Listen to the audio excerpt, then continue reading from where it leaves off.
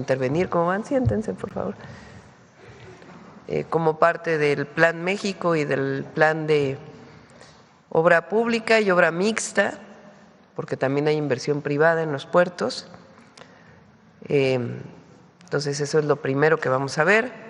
Y después está aquí la jefa de gobierno, Clara Brugada, y Violeta Abreu, directora de Correos de México, porque hoy es el primer timbre, primer sello, en realidad se llama cancelación, pero se oye muy raro, la cancelación del timbre, dedicado a 7 siglos de grandeza, es de México Tenochtitlan.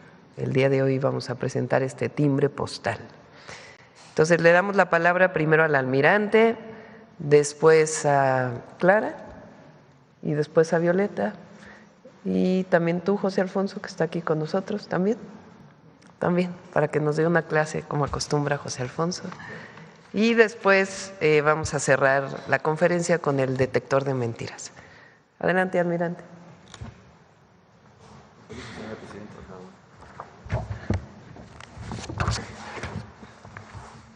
Muy buenos días a todos. La siguiente, por favor. Bien, el Sistema Portuario Nacional se compone de 103 puertos y 15 terminales habilitadas, de los cuales 36 puertos en 15 sistemas de administración portuaria los tiene la Secretaría de Marina. Hay 30 puertos a cargo de las administraciones portuarias de los estados en 6 APIs estatales. La siguiente, por favor. Por instrucciones de la señora Presidenta de la República, la doctora Claudia Sheinbaum, se van a modernizar 6 puertos principalmente. El primero de ellos es el puerto de Ensenada, donde estamos construyendo ya un centro de control de tráfico marítimo para la seguridad de la navegación en el puerto. Empezamos en septiembre del año pasado y lo terminamos en septiembre de este año con un avance del 70%. Aquí traemos una inversión pública de 116 millones de pesos. En Ensenada también se va a ampliar la dársena de Ciaboga, es el espacio donde los buques dan la vuelta para poder entrar y salir de puerto. Esto lo vamos a iniciar en agosto de este año y vamos a invertir 600 millones de pesos. Con esta obra van a entrar los cruceros más grandes del mundo a Ensenada. Pero comente ahí lo de la población de una vez en Ensenada. Vamos a hacer una consulta. Eso para sí. Tenemos el otro caso, es el puerto en Ensenada también, el Sausal. En el Sausal se pretende que Ensenada, la vocación principal de Ensenada es turística y queremos mover la carga hacia el Sausal y la parte pesquera. Ahí tenemos algunas oposiciones de algunos ambientalistas que les vamos a hacer una consulta a la población en Ensenada para que estemos todos de acuerdo. La inversión ahí es de 4.900 millones de pesos y se pretende que ahí se lleve a cabo toda la parte de carga. El tema es con los surfistas porque ahí se hacen muchas actividades de surfing. Sin embargo, las olas se están moviendo más hacia el norte. Por eso se pretende hacer allí, en la última gráfica, ustedes ven que se está haciendo un parque lineal que nos va a llevar a una playa con mejores capacidades y mejores condiciones para el surfing, con una inversión de 20 millones de pesos. Estos dos proyectos, tanto el del parque lineal como el desarrollo del puerto de Sausal, está sujeto a 3 cosas. Primero, que la población y que los usuarios del puerto estén de acuerdo.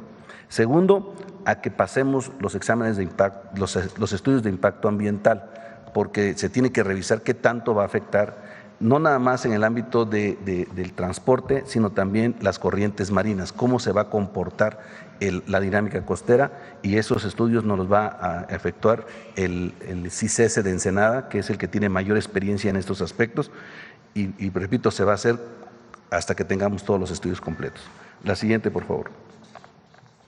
Esto nos detona inversión privada. Al tener estas obras, vamos a tener inversiones privadas por 1.500 millones de pesos para una terminal de ferries. Lo que estamos buscando en Ensenada es transportar pasajeros de Ensenada a San Diego. Ya tenemos el barco, se va a abanderar mexicano y se está construyendo ya también la terminal marítima de pasajeros que va a estar en el puerto actual con una inversión de 16 millones de pesos iniciales.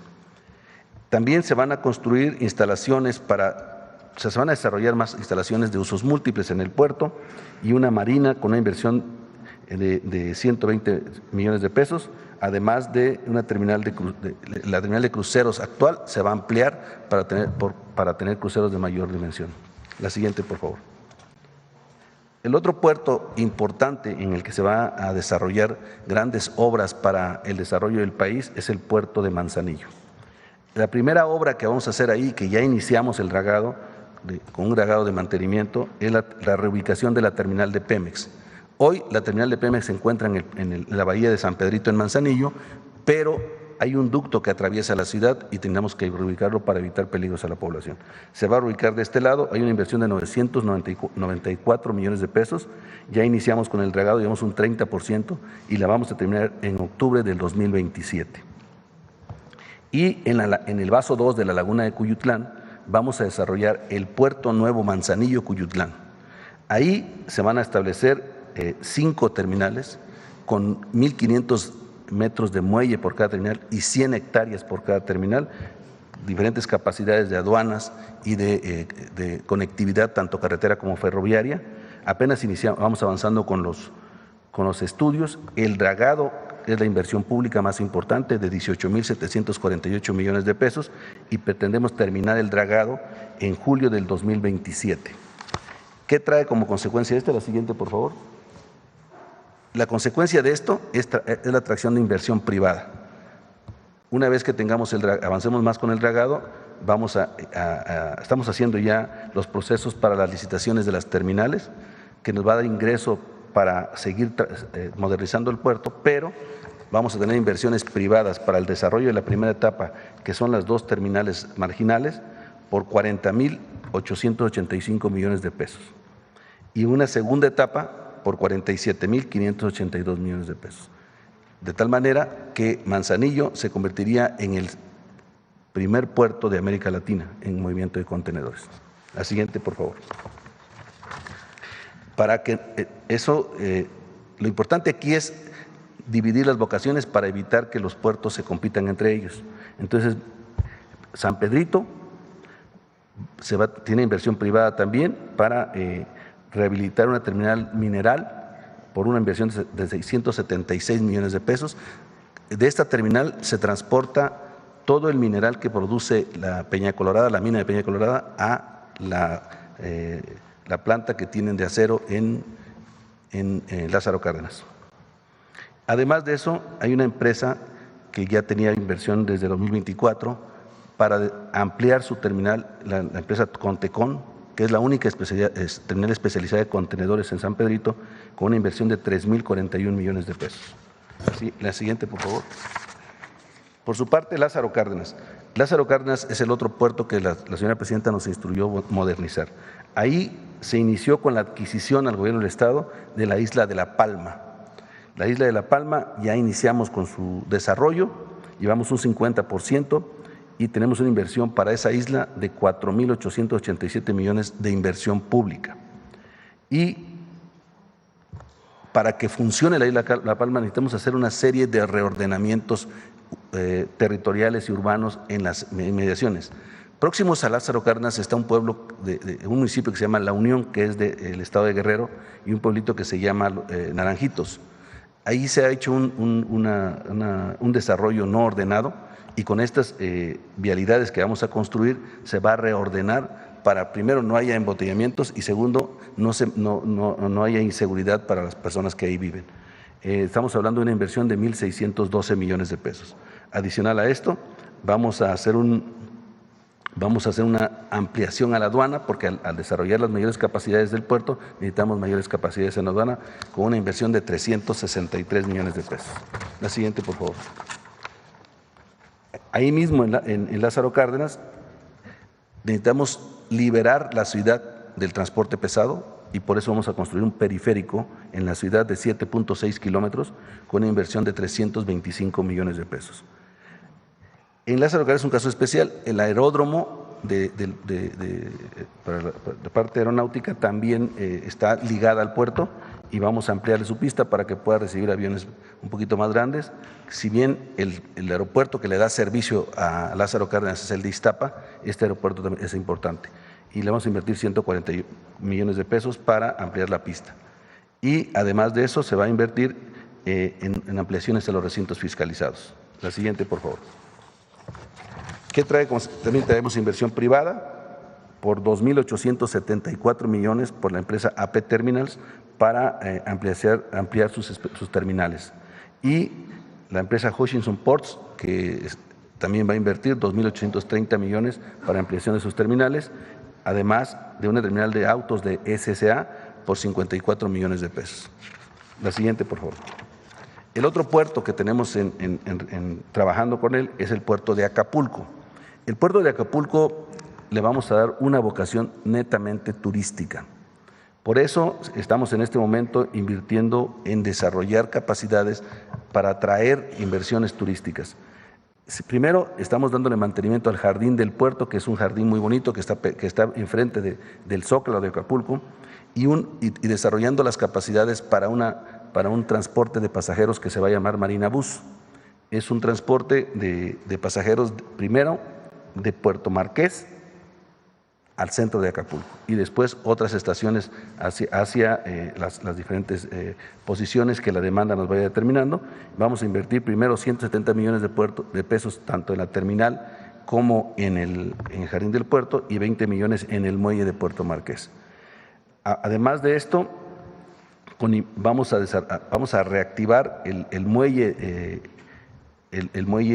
marginal y vamos a remodelar el malecón. Todo lo que hoy es puerto cerrado, que no puede la población circular por el puerto, se va a hacer público y se va a hacer un malecón para que convivan con el mar y utilicen ese espacio los turistas. Adicional a ello, la siguiente, por favor, se van a tener inversiones privadas, vamos a licitar lo que antes era la terminal de vehículos, ahora va a ser un estacionamiento con áreas comerciales y de recreación. Pensamos una inversión privada de 330 millones de pesos para echar a andar estas áreas y por otro lado vamos a construir la terminal de cruceros con inversión privada con otros 350 millones de pesos, lo cual nos va a permitir reactivar esa zona de Acapulco que de hecho de paso es muy bonita y que va a traer mucho turismo nuevamente a Acapulco. La siguiente, por favor. El puerto de Veracruz. Ustedes saben, hace algunos años se desarrolló la Bahía Norte, porque el puerto actual, el puerto antiguo, ya no era suficiente. Sin embargo, no se terminó la protección completa y tenemos muchas áreas desaprovechadas, como que es la parte sur, la parte de abajo del puerto no se aprovecha porque no está protegido de los nortes.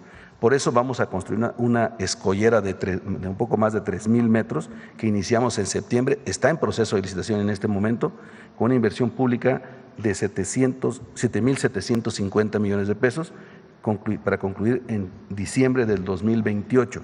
Pero como vayamos avanzando en la construcción de la escollera, podemos ir aprovechando espacios para mayores inversiones.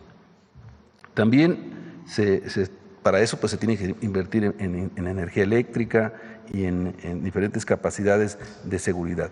Entonces, hay otras inversiones ahí de 780 millones de pesos para temas de subestaciones eléctricas y 101 millones de pesos para el tema de seguridad. La siguiente, por favor. También en Veracruz, ustedes algunos ya los habrán visto, la Plaza del Orgullo y Heroísmo Veracruzano. Es una plaza que estaba invadida por comercio en el malecón, se regresó a su estado original, donde se puede ver el mar desde la ciudad. Y estamos prácticamente a un 96% para poderla tener ya lista y terminada en noviembre de este año. Y por otro lado, también se va a desarrollar la construcción de módulos de exportación en la aduana. La aduana se tuvo que ampliar hacia el norte con la nueva bahía que se desarrolló y por eso tuvo que invertir 1.141 millones desde agosto del año pasado y que vamos a terminar en diciembre de este año, con lo que vamos a hacer más eficiente la aduana y sobre todo ya no van a pasar por el medio de la ciudad como estaba antes.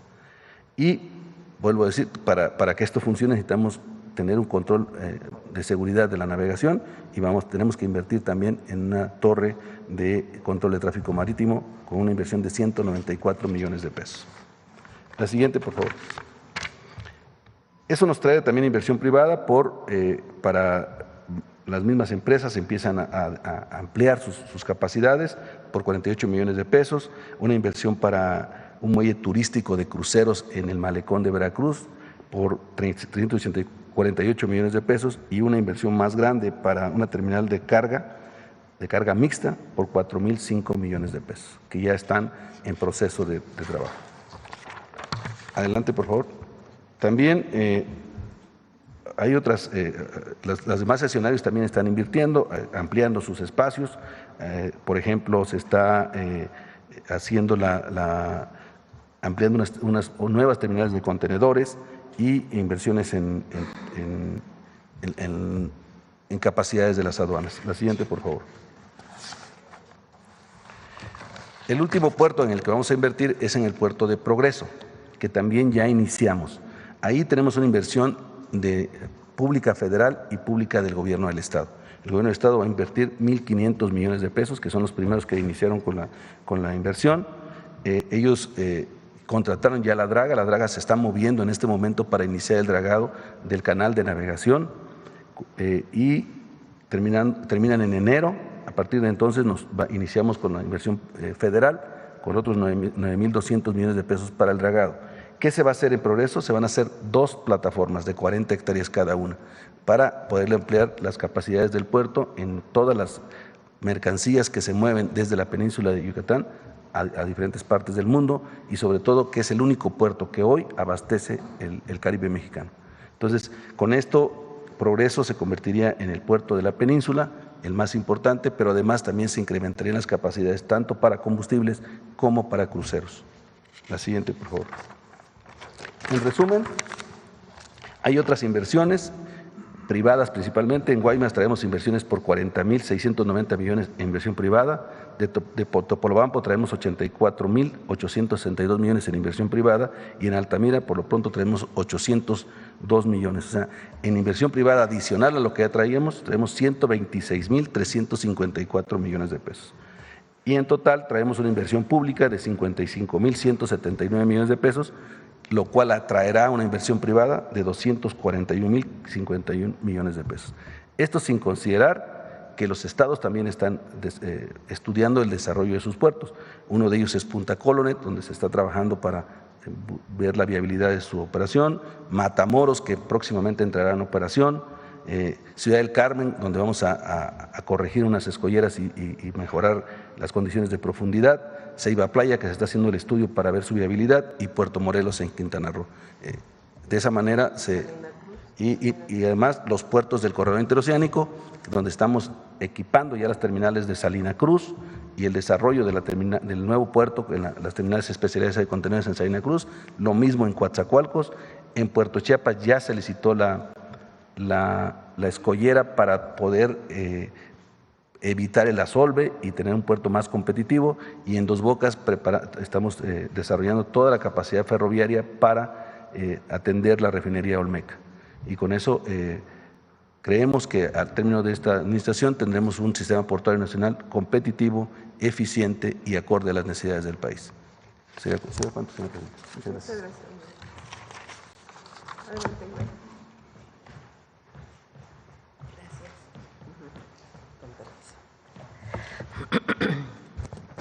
Muy buenos días a todas y todos. Saludo a la Presidenta de la República y agradezco su invitación para que el día de hoy pueda acompañar esta ceremonia tan significativa que es la presentación del timbre postal conmemorativo por los 700 años de la fundación de México Tenochtitlan. Como todos sabemos, este año estamos haciendo distintas celebraciones en homenaje a la fundación de México Tenochtitlan y recordemos que junto con el Gobierno de México y el Gobierno de la ciudad nos hemos coordinado para llevar a cabo actividades muy importantes. Una de ellas fue el funeral de Estado en honor a Cuauhtémoc, que fue un evento maravilloso, es un acto solemne de reivindicación histórica. También actualmente las fachadas del Palacio Nacional y de la propia Catedral Metropolitana se han transformado en lienzos de luz en donde se exponen los distintos episodios de nuestra historia de 700 años y ahí narra nuestras raíces. Bueno, cientos de miles de personas han acudido a este Zócalo, han venido a verlo y este próximo domingo será el último día que se va a transmitir. Y también el próximo sábado 26 de julio se llevará a cabo un evento muy importante, el evento formal de conmemoración de los 700 años, promovido por el Gobierno de México en coordinación con la ciudad, que recreará, entre otras cosas, las peregrinaciones del pueblo mexica. A esto se suman otras actividades que aquí ya se presentaron, como la ópera Cuauhtémoc y la experiencia del Códice Cósmico de México Tenochtitlan, que es una experiencia inmersiva. Además, hoy nos piden que la exhibición de esta colección de esculturas monumentales dedicadas a las diosas mexicas y a las reproducciones de la Piedra del Sol y al Teocalli de la Guerra Sagrada se mantengan en otros espacios de la ciudad porque ha tenido mucho éxito. Y a este conjunto de actividades en conmemoración a los 700 años se suma esta obra singular del timbre postal conmemorativo por los 700 años de México Tenochtitlan, una pieza artística y documental que llevará a cada rincón del país la memoria de esta ciudad levantada sobre el agua. Este timbre también es ante todo una invitación a recordar, a reflexionar la fundación de México Tenochtitlan y también es un legado que se puede a través del timbre recordar de estas grandes civilizaciones que florecieron en nuestro territorio. Así que recordemos que una de estos grandes episodios tan importantes fue esta migración que recorrió largos caminos hasta llegar a la cuenca lacustre. En medio de los lagos, un pueblo que venía en busca de una señal, el águila posada sobre un nopal devorando una serpiente. Y este símbolo de fuerza, de unión entre lo humano y lo sagrado, es la esencia de nuestro origen. Representa la fundación de una ciudad que no solo fue centro político y cultural de Mesoamérica, sino también emblema de resistencia y de esplendor, también de anhelo, de trascendencia. Este escudo es también el mismo que llevamos en el corazón de nuestra bandera nacional. Así que agradezco profundamente a Correos de México, al Gobierno de México, por hacer posible esta emisión de timbres. Su trabajo no solo preserva la memoria, sino la hace circular, la vuelve parte de nuestra conversación cotidiana. Y este timbre es un puente también entre generaciones, un recordatorio tangible de que el mito vive. Hoy Correos de México es una institución fundamental para la nación porque acerca a los pueblos del país y difunde nuestra cultura. Celebrar los 700 años de México Tenochtitlan no es solamente un acto de memoria, es también una afirmación del presente y del futuro, porque es refrendar nuestro compromiso con los pueblos que nos fundaron y que muchos de ellos continúan en los pueblos originarios que tenemos aquí en la Ciudad de México. Es la diversidad que constituye a esta ciudad. Así que vivan los 700 años de México Tenochtitlan. Muchas gracias, presidenta. ¿Quieres José Alfonso o Violeta? Adelante. Muchas gracias. Con su permiso, presidenta, muy buenos días, jefa de gobierno, almirante secretario, doctor, compañeros todos. Para Correos de México es un honor participar hoy en la puesta en circulación del timbre postal conmemorativo por los 7 siglos del legado de grandeza de México Tenochtitlan. Esta estampilla representa un testimonio gráfico, cultural y simbólico de nuestra historia ancestral. Es un fragmento de memoria que nos recuerda que comunicar ha sido desde siempre parte esencial del alma mexicana. En el México prehispánico, los mensajeros del Imperio Mexica, los painanis, recorrían cientos de kilómetros en relevos organizados con una alta responsabilidad, llevar mensajes al emperador. Informaban sobre lo que ocurría en la Xaltépetl, cruzaban montañas, atravesaban ríos y valles y mantenían unido al territorio a través de la palabra. Hoy, esa vocación perdura en cada cartera y cartero de Correos de México. Los medios y las rutas han cambiado, pero se mantiene el mismo compromiso de hace 700 años: hacer llegar mensajes, información, noticias diversas, paquetes a todos los rincones del país. Con más de 1,500 oficinas postales, 12,000 trabajadoras y trabajadores, cobertura del 96% del territorio nacional y presencia en 191 países del mundo, el servicio postal mexicano sigue siendo un puente de comunicación. Nuestras carteras y carteros llevan en sus mochilas historias que han viajado de mano en mano, de sobre en sobre, de domicilio en domicilio. Comunican las buenas, las amorosas y a veces las regulares noticias, los puntos de encuentro y desencuentro, las luces y sombras de un enorme caudal de acontecimientos.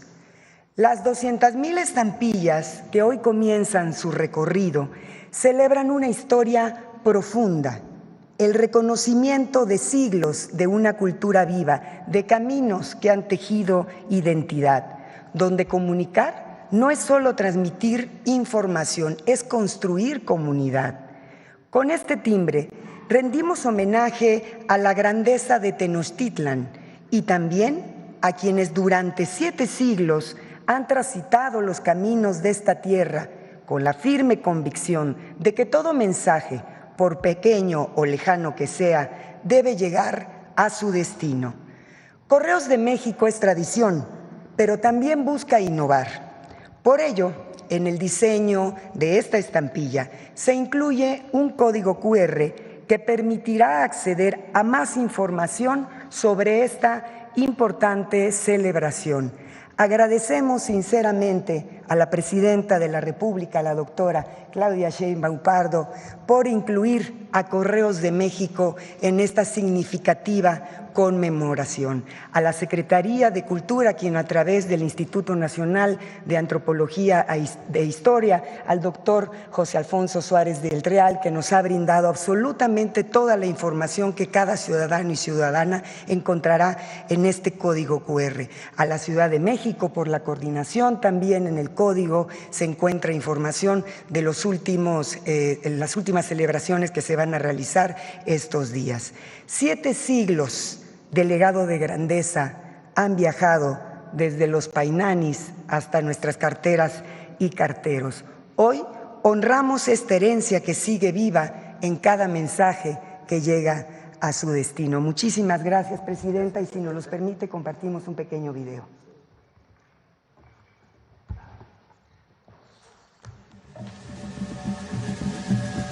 Correos de México se une a las actividades conmemorativas de los 700 años de la fundación de México Tenochtitlan, encabezadas por la presidenta Claudia Sheinbaum Pardo.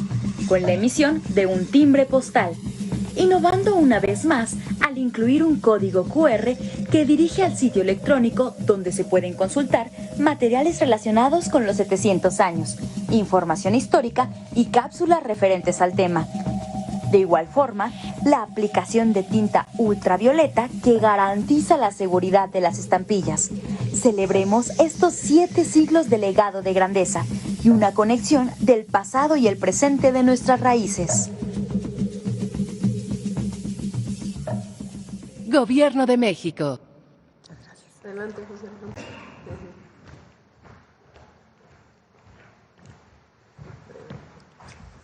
Con su permiso, señora presidenta, compañeras y compañeros secretarios, jefa de gobierno. Se quiso hacer un timbre porque el timbre forma parte esencial del legado de grandeza. El primer timbre que se imprimió en nuestro país fue el 1 de agosto de 1856, en plena época liberal, después de la reforma de esos años que estaba en plena discusión. Es un aporte de los liberales el unirnos a este sistema de posteo para sufragar el envío de las cartas. Y el primer timbre se imprimió muy cerca de aquí, en la parte de atrás, en lo que es ahora el Museo de las Culturas, en donde se encontraba la imprenta nacional. Su diseñador fue José Villagrán y la efigie que se eligió fue la de don Miguel Hidalgo. Costaba $0.25 medio real, $1, y ese timbre circuló durante muchos años. Este que ha presentado la directora del Servicio Postal Mexicano es, como lo hemos venido repitiendo, la parte que sostiene el templo de la Fundación, esta estatua que se localizó en 1924 aquí en la torre sur de Palacio Nacional, y es el emblema de la celebración de aquel atadura de años de 1507. Tiene el águila que representa el sol, el nopal que surge del corazón de Copili y el símbolo del águila del agua y del águila del fuego, que es como se representa en náhuatl la guerra.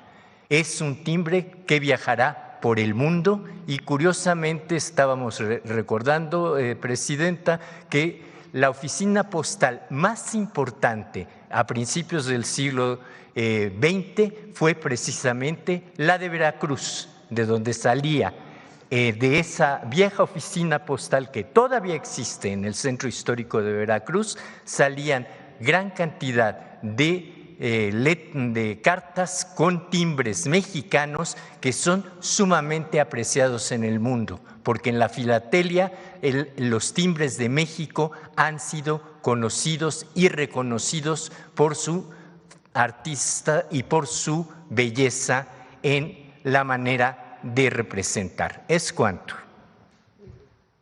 Vamos con el timbre. Vénganse. Vénganse a mi marca.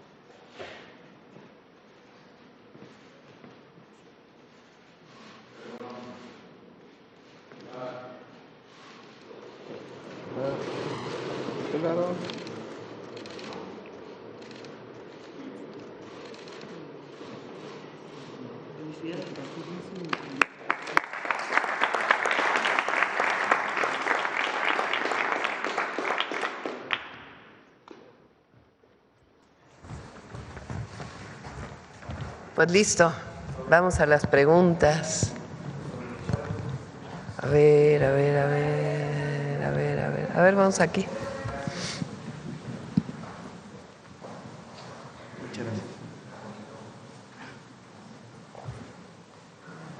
Muy buenos días, Presidenta. Muchas gracias. Julio Sánchez de Uno TV. Quisiera preguntarle sobre esta plataforma que se ubica en el Golfo de México, que está dedicada a recoger los desechos de la misión SpaceX. Saber pues si tiene permisos, quién dio los permisos. Ya lo vamos a presentar eso.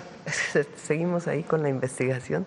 Muy pronto lo presentamos. Pero está operando es el…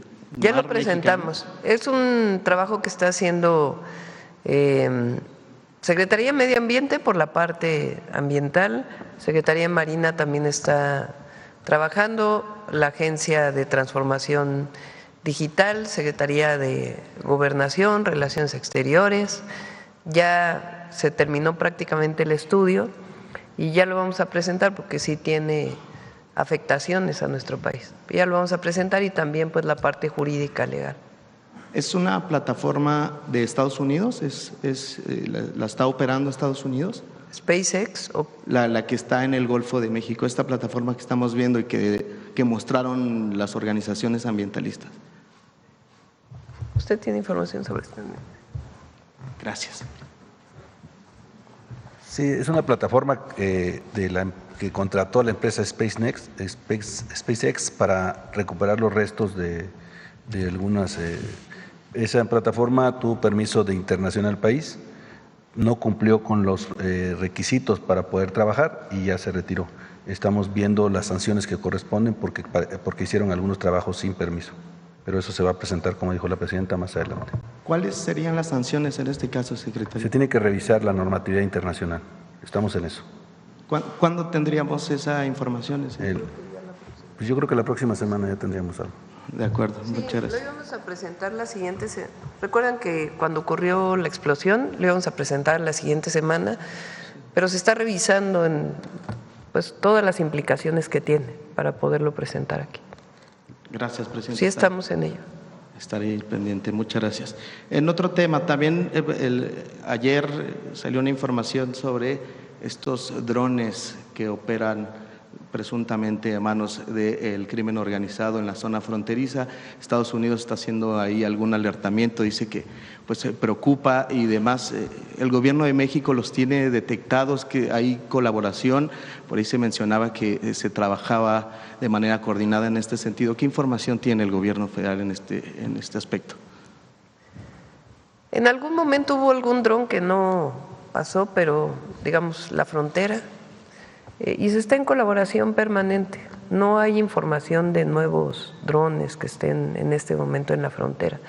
Recuerden que está la Operación Frontera con 10,000 elementos de la Guardia Nacional.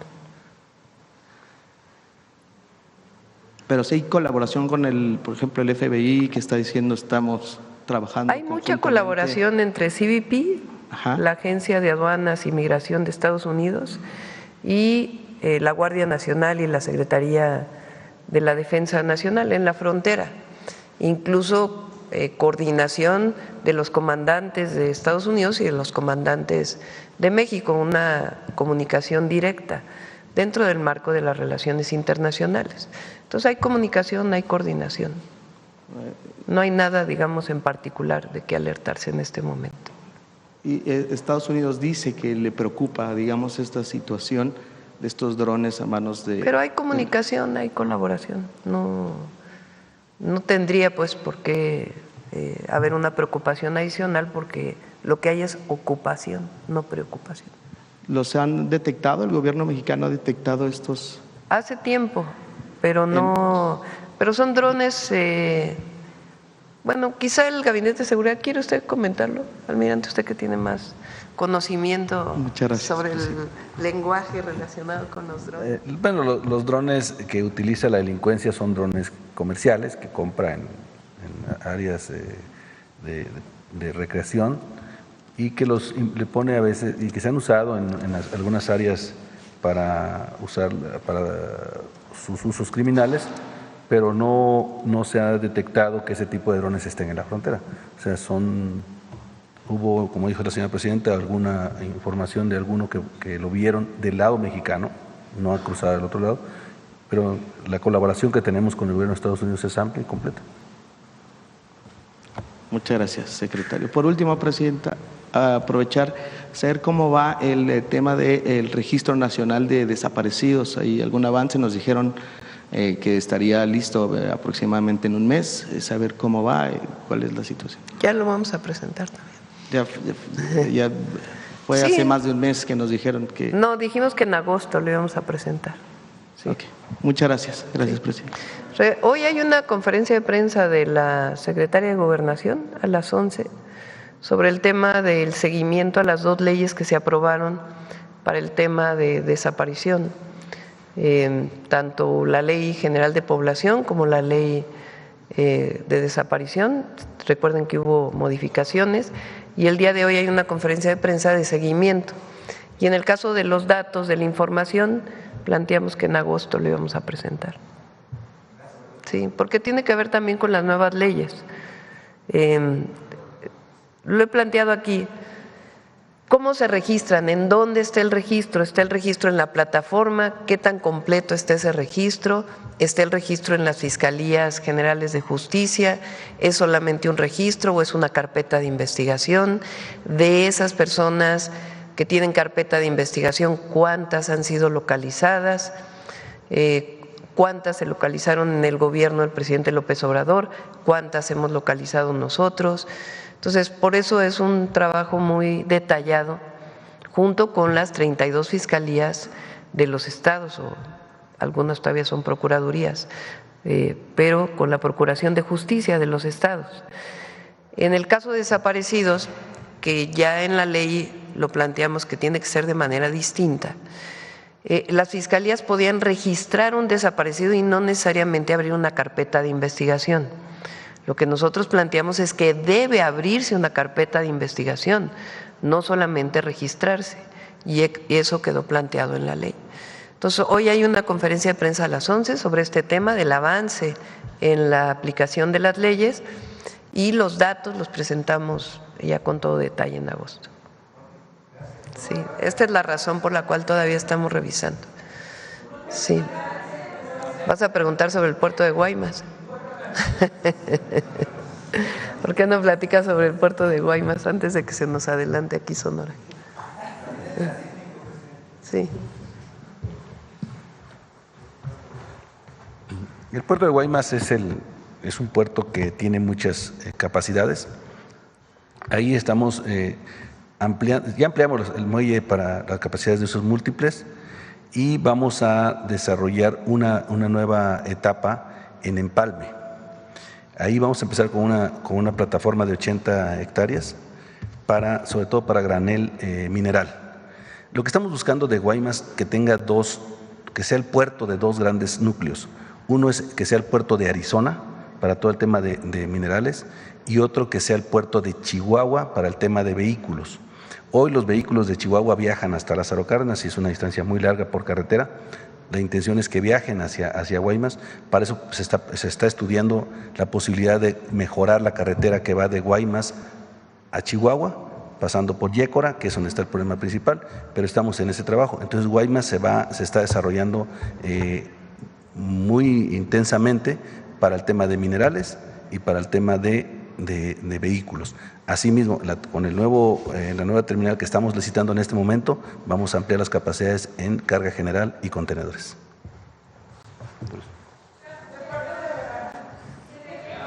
A ver, vamos a terminar con Sonora para… Sí, gracias, presidenta. Demián Duarte de Sonora Power. Bueno, sí, evidentemente iba yo a aprovechar la presencia del almirante secretario que estuvo en Sonora muy recientemente, y no solamente con el tema del puerto de Guaymas, se le vio justamente en el recinto de la Cipona, acompañado del gobernador, pero también en los aeropuertos de Guaymas y de Cajeme en particular.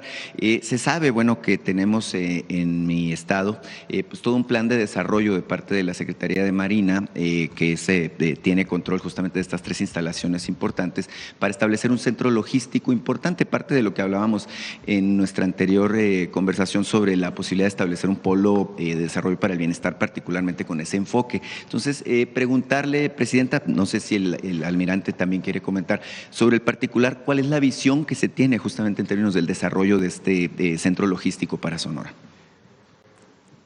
¿Quiere comentar? Bueno, en todo Sonora se está trabajando tanto en el área de puertos, como ya lo mencioné, pero también se requiere otro tipo de conectividad.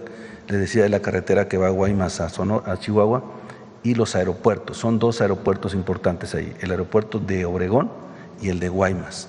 El aeropuerto de Obregón hoy tiene muy poca afluencia, después de que tenía vuelos de Estados Unidos muy frecuentes, hoy no los tiene.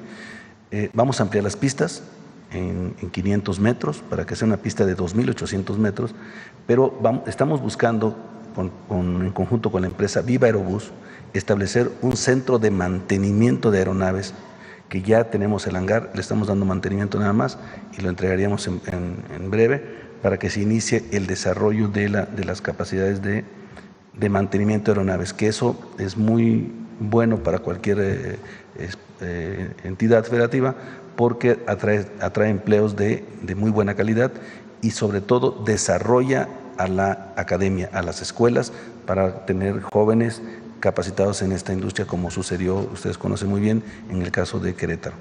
Entonces, hacia allá vamos y estamos trabajando muy estrechamente con el gobierno del Estado.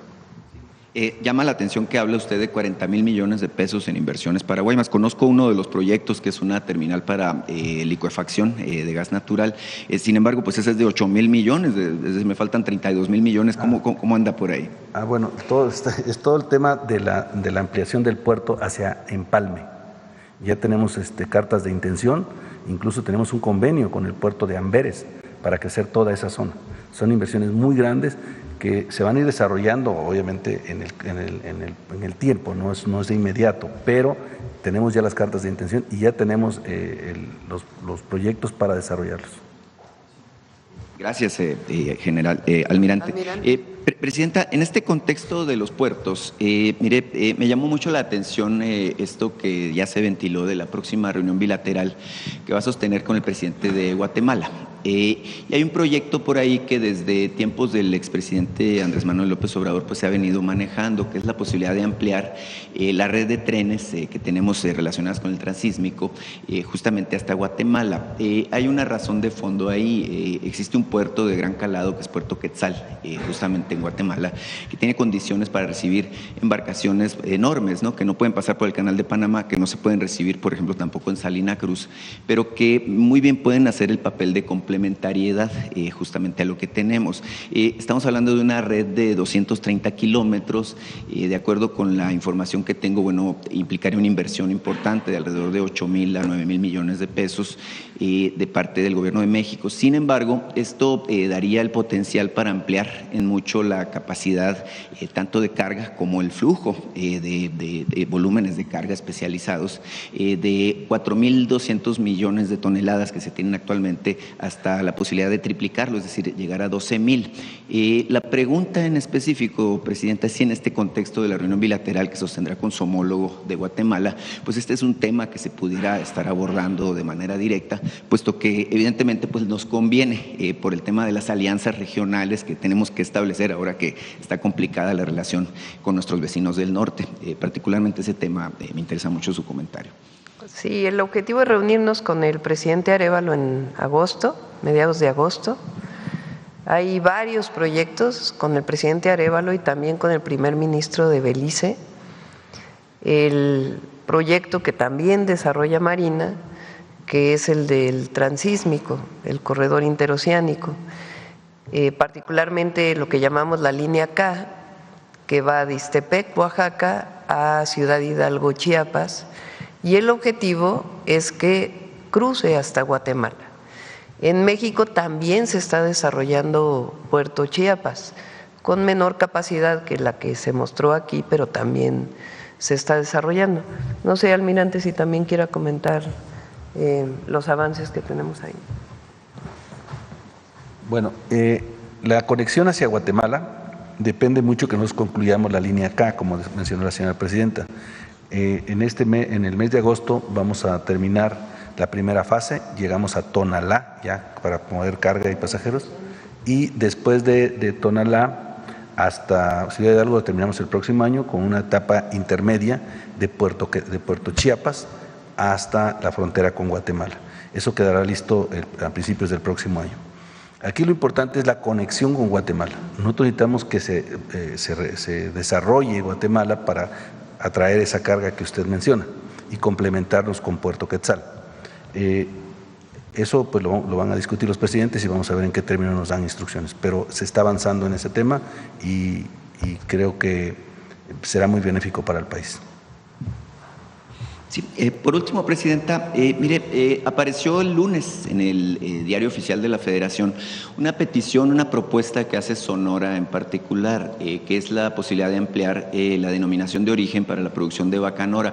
Actualmente el bacanora se produce con este contexto de denominación de origen en 35 municipios del estado. Estoy seguro que usted sabe lo que es el bacanora, es una bebida espirituosa muy parecida al mezcal y al tequila. Con mucho alcohol. Exactamente, que está ¿Qué bastante, porcentaje tiene? Que es bastante potente, es lo que me han dicho, ¿no? Y bueno, que evidentemente tiene un elemento de identidad regional muy importante para nuestro estado. Entonces, la petición que se está haciendo es ver si se puede ampliar a los 72 municipios del estado. Se trabaja con el INPI, con el Instituto Mexicano de Propiedad Intelectual. Recientemente se dio denominación de origen al mezcal de Morelos. Estuvo Santiago Nieto, que es el actual director del INPI, con la gobernadora, con Margarita, y dieron la denominación de origen y pues tiene que cumplir una serie de requisitos. Entonces, se puede ampliar de acuerdo con los requisitos de la denominación a otros municipios del estado de Sonora, por supuesto. El impacto que tiene esto en producción, en identidad y sobre todo pues en el enfoque turístico, ¿no? Ahora que estamos buscando productos para exportar, bueno, evidentemente el bacanora es una de las piezas fundamentales de lo que es la tradición de las bebidas en Sonora. Muchas gracias, presidente. Al contrario, gracias. Bueno, vamos a ver aquí. Vamos. Muchas gracias. Presidenta, gracias. Elsin Juárez de noticiasdefrente.com. Presidenta, preguntarle sobre las recientes declaraciones del futbolista Javier Hernández, mejor conocido como el Chicharito, que a través de un video pues instó a las mujeres a ser lideradas por un hombre, acusándolas de pues erradicar la masculinidad y pidiendo que encarnen su rol en el hogar como limpiar, cuidar y atender. Ya la Secretaría de Mujeres se posicionó al respecto, pero me gustaría conocer su opinión. Gracias. Bueno, pues es muy buen futbolista el Chicharito. Pero en el caso de su opinión respecto a las mujeres, pues yo creo que todavía tiene mucho que aprender. Porque las mujeres podemos ser lo que queramos ser. Y es una relación de igualdad. Ya está en la Constitución, se llama igualdad sustantiva. Pues porque las mujeres tenemos nuestras propias características y es igualdad, pero pues cada uno con sus propias características. Pero en términos del acceso a todos los derechos, pues hay igualdad. Aquella idea de que las mujeres, nuestro papel es estar en la casa, pues claro que amamos a nuestras familias y nos gusta estar con nuestros hijos, nuestros maridos. Pero las mujeres tenemos todo para poder desarrollarnos. Para eso pues tienen que desarrollarse también las condiciones para que pueda hacer eso. Pero esta idea ya es no es es una idea pues muy machista, la verdad, vamos a decirlo con su nombre. Entonces, y no es por polemizar con el Chicharito, porque es un gran futbolista y ha representado a México en distintos momentos, pero sí es importante que todos los hombres de nuestro país pues reconozcan a las mujeres como personas. Decía Angela Davis, una activista estadounidense por los derechos civiles y también feminista, que ser feminista significa reconocer a las mujeres como personas así, tan profundo y tan sencillo. Y esa es la idea. Entonces, cuando estoy en las asambleas, porque también hay una idea de que quien se dedica al hogar puede ser discriminada, y también estamos en contra de ello. Cuando estoy en las asambleas, digo siempre, cuento que un cómico, cuando llegué al gobierno, le preguntaron que qué opinaba que había llegado una mujer a la presidencia. Y dijo, pues es que ya llegó un ama de casa a la presidencia, como si una mujer que se dedicara al hogar fuera menos. Y siempre digo, pues soy mamá, soy abuela, también ama de casa, ¿por qué no? Pero también soy comandanta suprema de las Fuerzas Armadas. Las mujeres podemos ser lo que queramos ser. Y este es un aprendizaje no solo para las mujeres, en su empoderamiento, en su reconocimiento, en su autonomía, sino también para los hombres, para toda la sociedad. En esa medida vamos construyendo igualdad. Muchas gracias, presidenta. Y bueno, en otro tema, ya inicia la temporada vacacional y la COFEPRIS pues emitió hace unos días una alerta en al menos 17 playas en el país por un alto nivel de contaminación, 4 de ellas en Acapulco, presidenta. Conocer, saber si ya tienen algún plan para bajar estos índices de contaminación. Sí, hay un… A ver, ahora sí muestra las fotos de Acapulco, que el otro día nos quedamos con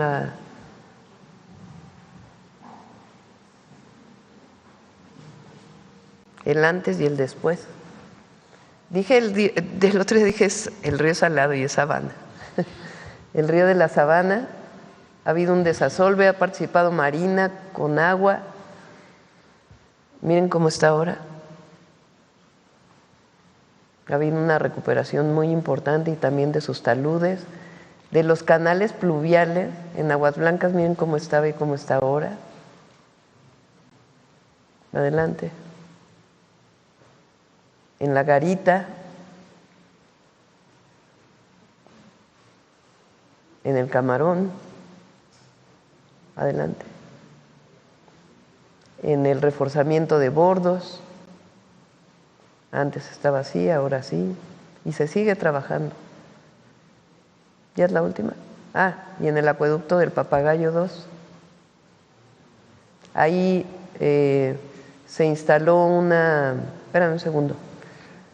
Ahí hay un ducto de agua muy importante que durante el huracán John se rompió, se hizo un bypass y ahora ya se está construyendo de manera definitiva. Adelante. Esta es una de las colonias que visité después del huracán John, así ya había quedado y ahora se trabajó para abrir todos los canales. Un saludo a todos los de la colonia Alejo Peralta y en Acapulco. Y se les puso una planta de bombeo para evitar la inundación. Y se están construyendo o rehabilitando todas las plantas de tratamiento de Acapulco, todas. Incluso hay una zona en donde se va a hacer una planta de tratamiento y también una planta de reciclamiento de basura. Entonces sí, se está trabajando para evitar cualquier contaminación a las playas. Gracias, presidenta. Si me permite una pregunta a la jefa de gobierno. Sí, por supuesto. Muchas gracias. Jefa de gobierno, continuando con esta polémica del retiro de las estatuas de Fidel y el Che, ¿en qué delitos estaría incurriendo la alcaldesa de Cuauhtémoc si cumple pues esta amenaza de rifar las estatuas? Y bueno, pues si el acto de quitarlas sin consultar a los distintos comités de cultura, pues también incurren en algún delito, jefa. Bueno, primeramente, desde que hizo el retiro de las esculturas, inmediatamente el gobierno de la ciudad dijimos que no estaba cumpliendo con las normas establecidas, que es simplemente pedir autorización al Comité de Monumentos, que depende de la Secretaría de Ordenamiento Territorial. No se hizo así. Este comité apenas acaba de pronunciarse al respecto, exhortando a la alcaldía Cuauhtémoc para que pueda nuevamente cumplir con la norma. Lo que debe dejarse muy claro es que las alcaldías no tienen atribuciones para estar subastando o rematando o alguna actividad económica con los monumentos o con esculturas o con ninguna propiedad del gobierno. A final de cuentas, miren lo que dice la Ley Orgánica de Alcaldías en su artículo 20.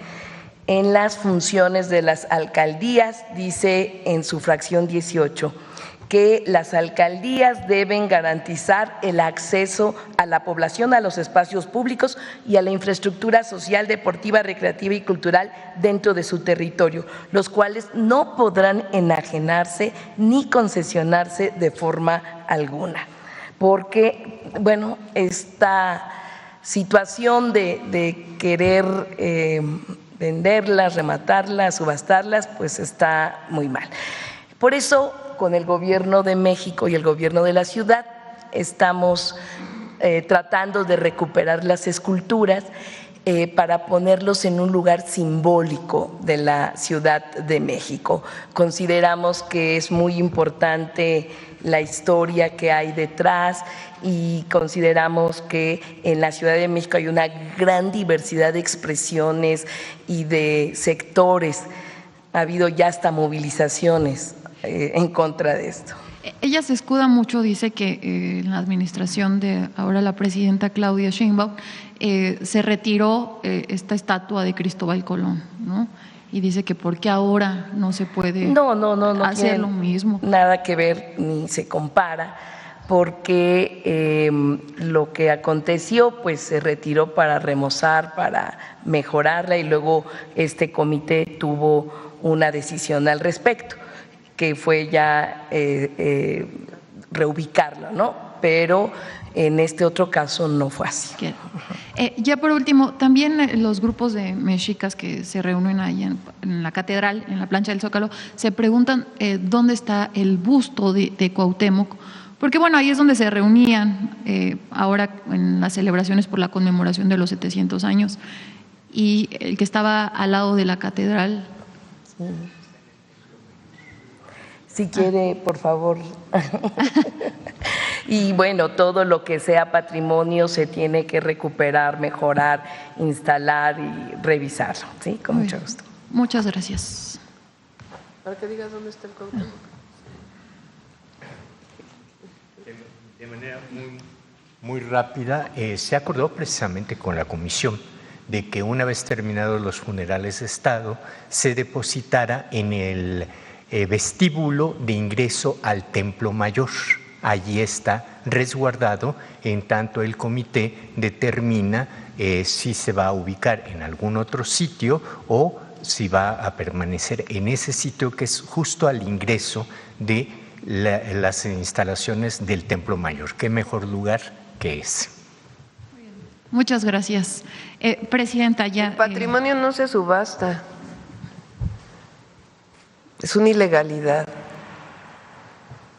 Y hay que decirlo claro y con todas sus letras. Primero tendría que haber pedido permiso a un comité para poder remover las esculturas o las estatuas, el monumento. Y segundo, una vez que lo removió, si no quiere que quede en la alcaldía Cuauhtémoc, tiene que entregarlo. Pero quien decide en dónde se ubica es un comité en donde participa el gobierno de la Ciudad de México y las instituciones de cultura y de patrimonio del gobierno de México, el INAH, el INVAL. Entonces, no puede una autoridad retirar un monumento solo porque no quiere que quede. Hay un comité. Cuando retiramos el Cristóbal Colón, primero fue para rehabilitación por parte del gobierno de la ciudad y restauración, y del gobierno federal. Y después se fue a la comisión y la comisión decidió que, a petición además de grupos indígenas, que ya no se colocara nuevamente ahí, sino que se reubicara y que ahí se colocara la joven de Amajac. Lo que pasa es que colectivos llegaron y pusieron la glorieta de las mujeres en lucha y entonces se puso la joven de Amajac a un lado. Gracias, presidenta. Ya para finalizar, recientemente un grupo de mujeres trabajadoras del Seguro Social protestaban aquí en el Zócalo de la Ciudad de México. Ya lo habían hecho antes, el motivo fue, y sigue siendo, presidenta, denunciar maltrato y abuso sexual de menores en una de las guarderías del IMSS, específicamente una que está cerca del Metro Valderas. Ya hay una carpeta de investigación en la Fiscalía en contra del encargado de las guarderías. No ha surtido efecto, no ha avanzado este caso. Preguntarle si puede ordenar, no sé, al maestro Zoé que atiende. Lo ha atendido a ver si Zoé puede emitir una comunicación a este respecto. Y sería todo. Muchas gracias. Gracias. Muy bien, acá. Ya luego vamos para allá. Gracias, presidente. Buenos días. Israel Aldave, de Grupo Fórmula. Preguntarle, ¿qué le reportó el Gabinete de Seguridad esta mañana respecto a estos hechos violentos registrados ayer en Tejupilco, Tlatlaya, en Ixtapan de la Sal, varios municipios en el Estado de México? Van a dar al rato una conferencia de prensa, también el Gabinete de Seguridad, por las detenciones que hubo en el Estado de México relacionadas con extorsión, y ahí pueden dar mucho más información sobre este tema. ¿Por qué no se actuó, presidenta? ¿Se permitió que se retuviera a elementos policíacos estatales y de la Guardia Nacional durante más de 12 horas? ¿Se destruyeron patrullas? Lo informan a las 11. Normalmente en una situación así siempre se valora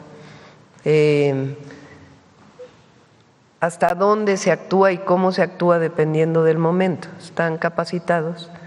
Pero con más detalles lo puede informar el propio gabinete. ¿Va a seguir este operativo en contra de la extorsión a pesar de Sí,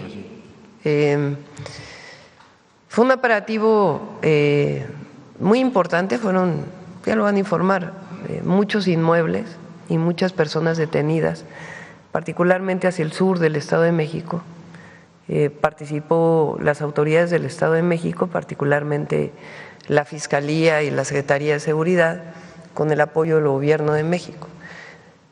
Tiene que ver, entre otras cosas, con las denuncias al 089, que ya están surtiendo efecto, y también con una investigación previa. Es una zona que sufre un problema de extorsión importante y se actuó. Entonces, ahí hubo población que no estuvo de acuerdo, incluso cerraron carreteras, y siempre se actúa con responsabilidad para evitar que haya una confrontación mayor. Y ya lo pueden informar con todo detalle. ¿Qué le diría usted, presidenta, a la población que actuó justamente cerrando carreteras, protegiendo prácticamente a los criminales? Pues habría que ver exactamente quiénes fueron, ¿no? Antes de hacer una opinión. Habría que ver quiénes fueron, cómo fue, por qué, y a partir de ahí ya emitir una opinión. Lo cierto es que vamos a seguir actuando en la detención de personas que se dedican a la extorsión. Gracias, presidenta. Por otra parte, preguntarle, no sé si le hayan informado sobre la detención de una persona hace unas cuantas horas en Paraguay. Gerardo Bermúdez es sobrino justamente de Hernán Bermúdez, el exsecretario de Seguridad de Tabasco. Sí, lo mencionaron y también vamos a darles que dé la información el Gabinete de Seguridad. Esta persona, digamos, trabajaba con su tío, ¿tiene algún...? Ya que den la información el Gabinete. Oiga, presidenta, y en este mismo tema del señor Bermúdez, ¿se le informó algo? Según la versión oficial, esta persona salió de nuestro país a finales de enero de este año. Sin embargo, también se tuvo conocimiento de que a mediados de abril, 2 meses después y días, presentó un amparo en contra de su detención y se le ubicó en Tijuana, en Baja California. ¿Le dijeron algo de esto? Lo que hay es cuando hay una orden de aprehensión, hay un alertamiento a todas las instituciones, a las procuradurías, a las fiscalías y también pues a las instituciones, por ejemplo, de migración, para que no permitan salir a una persona. Entonces, a partir de este alertamiento, pues se generan todas las alertas para poder haber detenciones. Cuando han salido fuera de México, pues es el alertamiento internacional a partir de Interpol. Entonces, están estos alertamientos y sigue la orden de aprehensión vigente para poderlo detener. Pero en abril no había salido de México. Pues la información la tiene más el gabinete. ¿Por qué prefiero que lo informe el gabinete? No es que no tenga la información. Ellos tienen exactamente toda la información y además tienen las atribuciones para poder explicar dónde entró, quién falló, quién no falló, etcétera. Entonces, aprovechando que hoy hay conferencia de prensa, que lo pueda anunciar el gabinete, que pueda dar toda la información y también de la detención reciente que se hizo. Lo cierto es que tiene orden de aprehensión, porque ayer salió que había una suspensión. Esa suspensión no tiene nada que ver con la vigencia de la orden de aprehensión. La orden de aprehensión sigue vigente y se está buscando a esta persona. Presidenta, me va a decir que da la información al gabinete. ¿En qué países se le han ubicado a esta persona? ¿No? Oigan, que lo informen ellos, la verdad, porque ¿quién tiene esa información? La Fiscalía, el Gabinete de Seguridad, si es que llega a tener información el Centro Nacional de Inteligencia, y ellos pueden dar toda la información de cuándo se ubicó, en dónde se ubicó y en dónde presuntamente está, y si es que salió del país, por qué salió del país, si ya había la orden de aprehensión en ese momento, etcétera. Ok. Presidenta, finalmente, si me permite, el lunes de esta semana se reunió usted con el embajador de México en los Estados Unidos, Esteban Moctezuma, el canciller y demás funcionarios. ¿Llamó usted a consulta, como se le dice en términos diplomáticos, al embajador Moctezuma? ¿Qué abordaron en esa reunión? Estamos revisando, recuerden que hay pues varios servidores públicos de México que están allá, tanto de Relaciones Exteriores, de Economía como de la Secretaría de Hacienda, para poder llegar a un acuerdo integral relacionado además en particular con los aranceles del 1 de agosto que anunció el presidente Trump por carta. Pero además hay muchos otros temas que se están viendo. Por ejemplo, el tema que salió ahora del transporte, de la aviación, pues es un tema que había habido una comunicación, después viene otra comunicación, y así como esos, hay una serie de temas que ha planteado el gobierno de Estados Unidos y temas que ha planteado el gobierno de México al gobierno de Estados Unidos. Lo que tenemos es una mesa de trabajo para ver cuáles son todos esos temas, para poderlos atender de manera previa. Entonces pedí al embajador que viniera para que pues estuviera en esta mesa de trabajo de manera presencial y poder distribuir responsabilidades, que le toca al embajador, que le toca al canciller, que le toca a la Secretaría de Economía, que le toca a la Secretaría de Comunicaciones y Transportes. Esa es la razón por la que estuvo aquí. Ok, Presidenta, finalmente, si me permite, ¿tiene usted alguna opinión respecto a estas vacaciones del diputado Ricardo Monreal en España? Ay, que cada quien lo evalúa. Siempre hay que decir una cosa importante. El poder se ejerce con humildad, lo primero. Siempre. Para todos los que son parte de la Cuarta Transformación y los que no. Siempre. Entonces, claro que cada quien tiene derecho a vacacionar y más, como lo explicó él, con sus propios recursos. Pero para todas y para todos, nosotros representamos un movimiento. Y yo respeto mucho a Ricardo, a todos los respeto, y además ha tenido un papel muy importante al frente hoy de la coordinación en la Cámara de Diputados. Pero para todas y para todos, quien nos evalúa a nosotros es el pueblo, siempre. Y eso hay que tenerlo en mente. siempre. Muchas gracias, buen día. A ver, por acá. Muchas gracias, presidenta. Olga Ojeda Lajud, corresponsal del periódico Imagen de Veracruz y Diario del Istmo. Veo en la presentación, si me permite, presidenta, en la presentación del secretario de Marina, que no está considerado el puerto de Coatzacoalcos y Salina Cruz, pero específicamente en el caso de Coatzacoalcos, hay estudios en los que se considera que la vida útil del puente Coatzacoalcos, que finalmente es por donde ya lo pasan vamos a hacer. Las vías del tren, ¿sí? Tanto el de Veracruz como el de Coatzacoalcos. Porque es parte de los proyectos, tenemos proyectos estratégicos para cada entidad de la República y en Veracruz, particularmente el puente de Coatzacoalcos. Porque sí, porque dicen que tiene una vida útil de un año, ¿no? Y de tan solo 5 años. Entonces, queremos saber si se va a reemplazar. Ahorita se está dándole mantenimiento, pero sí.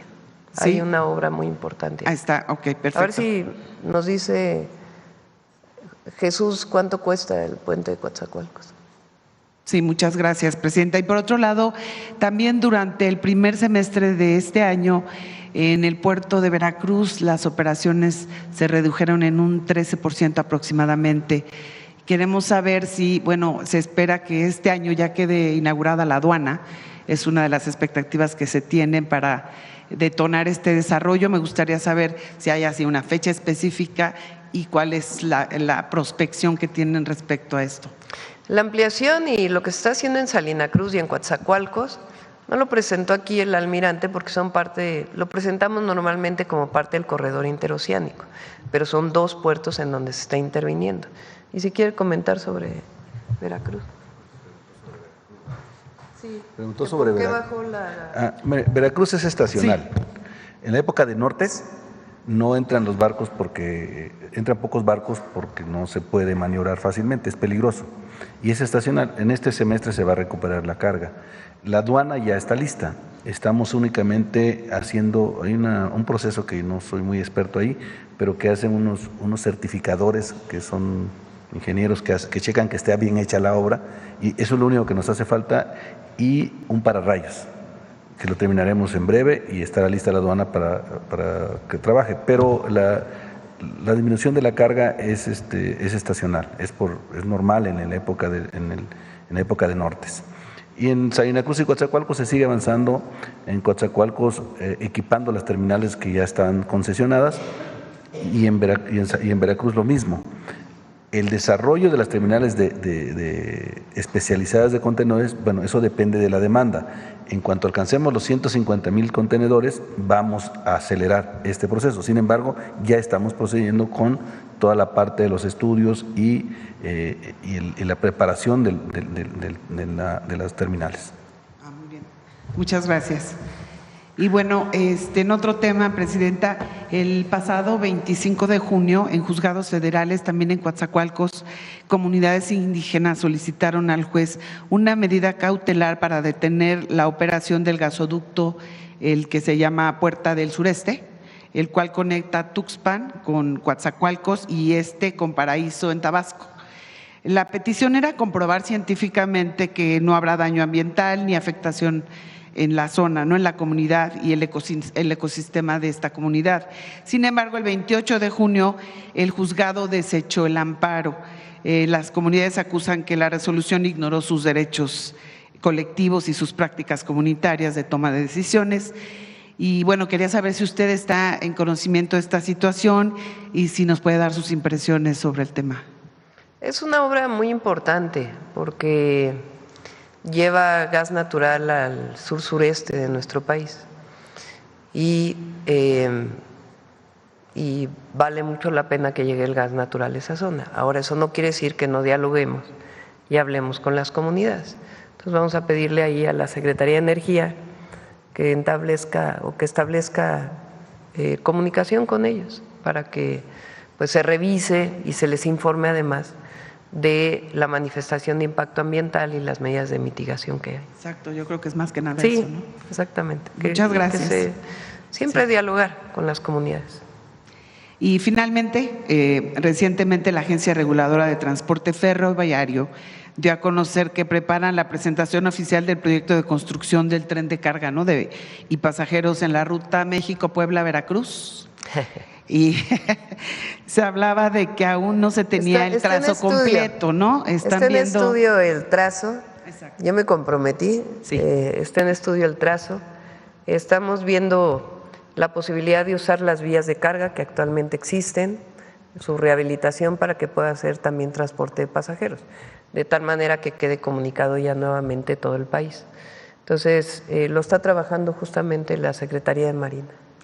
Muy bien. Sí, pero esperamos tenerles noticias ya muy pronto. Sí, pero sí está en estudio. Sí, y se está hablando con las dos empresas que tienen la concesión de las vías para poder usarlas también para pasajeros. Ya creemos que sí lo vamos a poder hacer y ya muy pronto lo podemos informar. Pues es buena noticia. Muchas gracias, Presidenta. Claro que sí. Sí. A ver, aquí. Buenos días, Presidenta. Arián Esquivel, de Enlace 3 de Televisión. Ayer Francia dio un paso bien importante en cuanto a la seguridad vial, y es que se aprobó el delito de homicidio vial.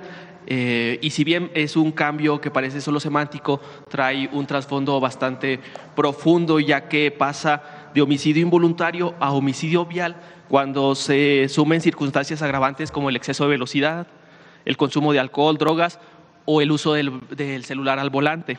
En este contexto me gustaría preguntarle qué opina sobre el tema y si nuestra nación podría acuñar este término en la Constitución.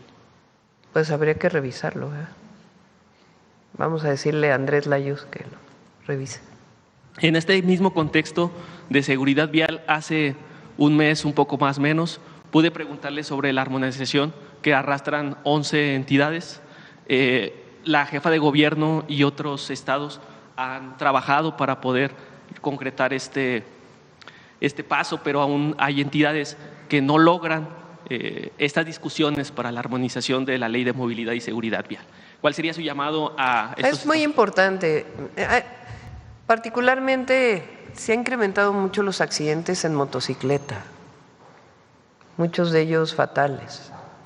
Y sí es muy importante que en todas las entidades, a nivel federal lo que haya que hacer y a nivel estatal, que uno de los temas centrales sea la seguridad vial, por la protección de las personas, y particularmente relacionado con motocicletas, que están creciendo el número de accidentes en moto. Sí, un reconocimiento porque su gobierno ha tomado este tema y lo ha puesto sobre la mesa. Esperemos que pronto se logre concretar. Creo que tienen una reunión varios colectivos para seguir manejando este tema y poder lograrlo. Cambiando de tema, aún existe bastante incertidumbre en el norte del país en cuanto a empresarios y trabajadores por la industria automotriz, por la posible relocalización de empresas automotrices. ¿Cuál es su llamado a estos trabajadores para que pues no caigan en estas llamadas de caos, en esta incertidumbre, y pues se continúe con el trabajo y las negociaciones que ustedes están realizando con los Estados Unidos? En el caso de la industria automotriz en México particularmente, digamos, hay dos casos. Uno, el caso de industria automotriz que tiene la mayor parte de su contenido fabricado, sea en Canadá, Estados Unidos o en México, tiene aranceles, pero tiene descuento de aranceles. Tiene mucho menos aranceles y dependiendo de su contenido. Recuerden que cuando se exporta a través del tratado del TEMEC, vale mucho la regla de origen. La regla de origen es dónde se fabricaron las autopartes, dónde se fabricó todo el contenido del vehículo. Ninguna empresa nos ha dicho que se va a mover de nuestro país, ninguna. En el caso de empresas, principalmente las europeas, que tienen poco contenido y exportaban, o exportan más bien porque siguen exportando, a través de lo que se llama nación más favorecida, tienen un arancel más grande, pero tampoco han planteado que se vayan a mover de nuestro país. Mover una fábrica de producción de automóviles son muchos miles de millones de dólares y requiere mucho tiempo, no es tan sencillo. Y estamos en contacto con todas las empresas de manera personal y también a través de la Secretaría de Economía, y ninguna de ellas ha planteado moverse. Incluso Nissan al revés movió una parte de la fabricación de Argentina a México, de una de sus marcas, y va a haber una producción mayor en nuestro país, particularmente de esta empresa. Pero no hay, y por supuesto seguimos trabajando con el gobierno de Estados Unidos. Muchas gracias, presidenta. Y se acerca la fecha del Mundial en nuestro país. Preguntarle si México, si la Ciudad de México, el norte del país tiene la capacidad para recibir a estos miles de turistas, tanto millones, en el ámbito hotelero. Sí. ¿Cómo va este tema? Ya vamos a presentar también, recuerden que vamos a invitar a Clara, obviamente, al gobernador de Nuevo León y de Jalisco, porque ya vamos a presentar pues todo lo que tiene que ver con el Mundial. Clara ya ha presentado muchas cosas que va a hacer aquí en la ciudad y ya a nivel nacional ya lo presentamos pronto. Por último, presidenta, Por cierto, el puente de Coatzacoalcos inicia en 2026 y es una inversión de 4.400 millones de pesos. Es una inversión muy importante, sí. Por último, presidenta, la construcción del tren de pasajeros Nuevo Laredo-Saltillo comenzará a finales del mes de agosto. Preguntarle si en el inicio de obra la vamos a poder ver por el norte del país para este arranque.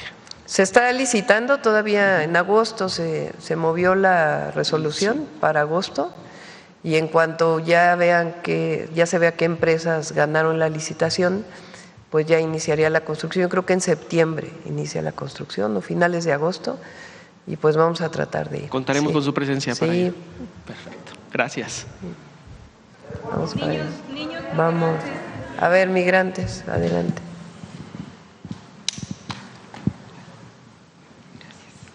Gracias, presidenta. Nancy Rodríguez, de Oro Sólido y Empuje Migrante.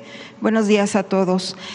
Presidenta, se regresan a México con sus hijos, algunos hermanos migrantes. Pues hay cuestionamientos, ¿cómo van a revalidar sus estudios aquí en México? Porque dejan su escuela ya en Estados Unidos huyendo con miedo y dejan todo definitivamente. Han regresado, registraron, entonces también algún programa para registrarlos aquí como mexicanos, porque pues también allá en los consulados ya ve que bueno, pues está abatiendo ese rezago. ¿Qué facilidades tienen para registrarlos también sería? Y que vieran ellos pues este apoyo, porque pues sí vienen muy temerosos, vienen muy vulnerables, presidenta. En un primer paso que sería tal vez con la SEP, este tema. Sí. Recuerden que están los centros de atención en el caso de la frontera, si es que vienen por tierra, siguen 9 centros de atención y ahí todas las instituciones están presentes para que puedan desde registro civil hasta la tarjeta paisano e incluso Secretaría del Trabajo, por si alguna de las ofertas laborales que se ofrece están interesados en participar. Entonces, hay una gama de servicios en los centros de atención. Para aquellos a lo mejor que vienen bueno, también hay centro de atención en Tapachula y en Villahermosa, que es donde llegan principalmente los paisanos que son repatriados. Si es una repatriación voluntaria, pueden acercarse a cualquier escuela y tienen que inscribir a la persona, al niño o a la niña necesariamente. Y pues vamos a ver si hacemos espacios de atención especializada en algunas otras ciudades del país para que si tienen algún problema pues puedan acceder. Todos los registros civiles tienen la obligación de registrar a un niño o a una niña que sus padres son mexicanos, está establecido claramente, tienen derecho a la nacionalidad. Entonces, y eso es a partir del registro civil. Sí, ahora esto sería a nivel primaria de educación básica, pero también subimos un video en nuestras plataformas de YouTube y redes sociales sobre una adolescente de 16 años que intentaba impedir que se llevaran a su papá, entonces incluso la esposaron a ella, también de 16 años, y también estaba estudiando allá. Habría también que hacer algún programa con la UNAM pero también con las universidades estatales, Presidenta, porque pues hay unos, por ejemplo, conocemos un caso que llegó a Puerto Vallarta. Entonces, también hacer alguna convocatoria con las universidades, pues incluso hasta privadas, pero bueno, pues hay estatales, yo preferiría ver que fueran las de gobierno. Sí, está la Universidad Nacional Rosario Castellano, que se pueden inscribir y llevar cursos en línea, o bueno, su carrera en línea, en lo que pueden ubicarse de manera presencial. Exacto, sí, y dar a conocer estos programas porque sí están verdaderamente aterrorizados, temerosos. El informe que tenemos, me lo dieron hoy en la mañana, de repatriación hay cerca de 75,000 connacionales, mexicanas y mexicanos, que desde el 20 de enero, desde que entró el presidente Trump, se han repatriado. De todos ellos se tiene comunicación, con todos ellos. Y se ha dado atención en los centros de atención alrededor de 45,000 de ellos. Entonces, si alguno más regresa y no tiene su carta de repatriación por parte de Migración, que acudan a cualquier oficina de Migración, porque es muy fácil poder obtener su carta de repatriación y a partir de ahí pues tener el acceso a todos los servicios. ¿Sí podríamos dar alguna información concreta ya? Sí, si quieren el viernes le pedimos a Sergio Salomón y a la Secretaría de Gobernación que nos puedan dar toda la información con más detalle. Ahora, en cuanto a estos programas que están ofreciendo para los hermanos migrantes que regresan a México, Presidenta, hay algunas dudas porque dicen algunos en los estados que son solo para expulsados, o sea… No. Entonces, que si son de voluntarios, que también puedan No, contar voluntario con el también, es repatriación. Okay. Y por eso es importante su carta de repatriación, porque a partir de la carta es que viene todos los servicios que en los que se está apoyando. Ok. Y ya por último, Presidenta, hay un enfermo allá en Estados Unidos que está causando pues gran indignación porque necesita un trasplante de corazón, es un hermano migrante, obviamente no tiene el seguro, allá no le pueden hacer el trasplante, fue al consulado, es el consulado de Minnesota y nada más lo apoyan con $700 y necesita pues obviamente una ambulancia aérea y también que sepa dónde puede llegar aquí a México porque necesita el trasplante.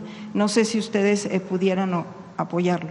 Pedimos si nos das los datos, le pedimos a Relaciones Exteriores que entre en contacto con él. Muchas gracias, Presidente. Sí.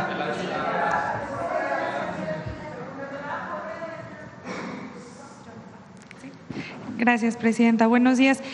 Mandataria, preguntarle acerca de cómo va el despliegue de las tarjetas Finabien justamente con los paisanos y además nos preguntaban a través, no me presenté, Aurora Castillejos, Canal 14 SPR, preguntarle, nos hacían llegar informes o algunos temas acerca de que en los consulados de Estados Unidos estaban diciendo que solo se iban a repartir 50 tarjetas por consulado para todos los paisanos. Preguntarle si esto es así o si hay una cantidad ilimitada. Recuerden que la pueden solicitar por correo. Pueden ir al consulado y a lo mejor en ese momento solo tenían 50 tarjetas, pero se está abasteciendo a todos los consulados para que puedan tener suficientes tarjetas y la pueden solicitar por correo. A ver si pones el correo de nuevo. Y por cierto también… La idea es bancarizar, porque hubo alguna persona que dijo que estábamos tratando de darle la vuelta a las leyes en Estados Unidos, y no, es cumplir con la ley. La ley establece que si la remesa es por vía electrónica, entonces no hay impuesto. Lo que estamos facilitando es justamente que pueda enviarse la remesa por vía electrónica y que pueda tener una cuenta.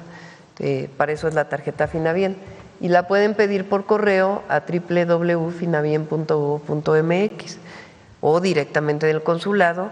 Ahí llenan sus datos, suben sus documentos y les llega directamente por correo la tarjeta. Gracias por la aclaración, mandataria. Además, preguntarle, ayer se anunció, Hacienda anunció un plan de apoyo para Pemex de alrededor de 10,000 millones de dólares. Preguntarle cómo, bueno, entiendo que es a corto plazo y también entiendo que no es una deuda nueva, sino más bien que están apoyando. Se está apoyando para los vencimientos que tenía Pemex, sus amortizaciones y los intereses que tenía que pagar este año. Es un esquema muy trabajado por la Secretaría de Hacienda y el día de ayer salieron a emitir este comunicado y es apoyar a Pemex. Se ha hecho en otras ocasiones y se está apoyando para particularmente los vencimientos de este año. Es todo. Gracias, presidente. Buen día, presidenta. Carlos Domínguez, de Nación 14. El lunes se dio a conocer en medios de comunicación que prácticamente ocurrió un incidente que no pasó a más en el aeropuerto Benito Juárez, donde se vieron involucrados un avión de la aerolínea Delta y otro de Mexicana. ¿Qué pasó, presidenta? ¿Ya le pasaron la ficha de lo ocurrido? ¿Si hay una investigación ya en proceso? Sí, siempre se hace una investigación. Afortunadamente no pasó a mayores y se está revisando por parte pues de las autoridades competentes que tienen que ver con esto. Pero en realidad estaba, digamos, estacionado para poder despegar, sí, y en ese momento aterrizó otro vuelo. Se hicieron todas las alertas y se están tomando todas las medidas, pues primero para saber exactamente qué ocurrió, dónde estuvo la falla y segundo para que no vuelva a ocurrir.